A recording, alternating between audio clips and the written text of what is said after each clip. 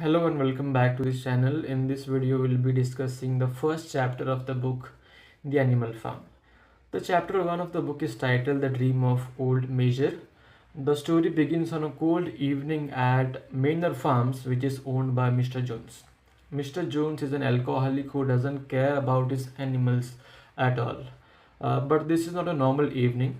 As the darkness is falling on the farm, something extraordinary is about to happen.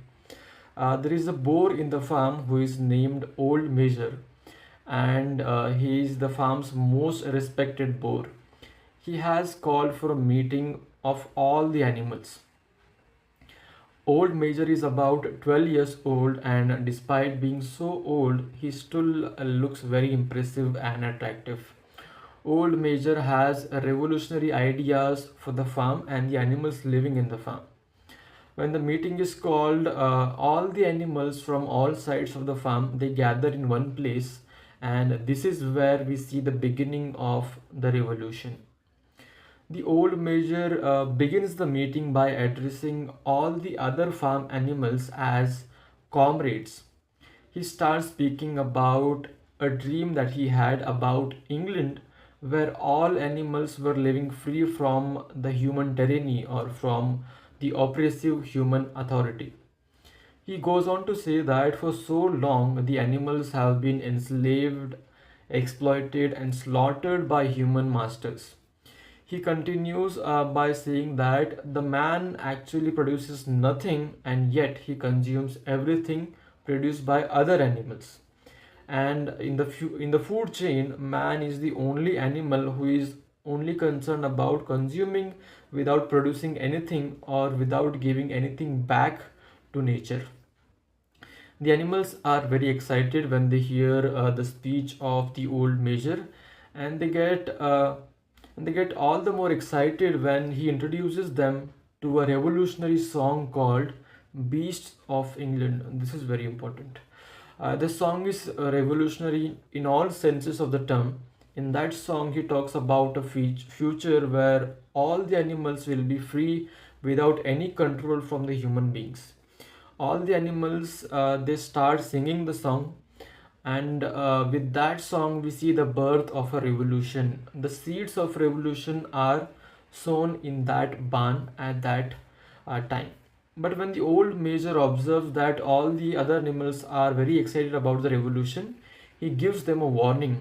He says we should not become man ourselves at the end when we are fighting against the man, meaning we want to overthrow the oppressive regime of human beings, but after we do that, we should not become the man which is there right now, the oppressive man which is there. And just 3 days after the meeting, the old major dies peacefully in his sleep. But his ideas are immortal. His ideas are continued even after the death of old major. And especially these ideas are carried forward by the most intelligent animals on the farm. There are two pigs, and out of all those pigs, there are two pigs that stand out. The first one is named Snowball, who is very young and passionate. He has ideas, energy, and the other pig is Napoleon, who is very calculative and very cunning, and he makes other animals very uncomfortable because of his presence.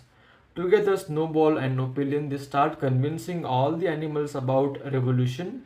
They also take the help of Squealer, a small pig who has a great gift of speech making.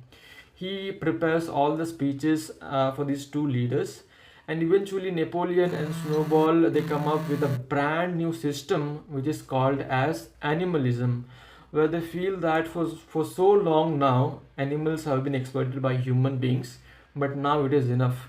They have to take their revenge on human beings and snatch away what the human beings have taken away from them.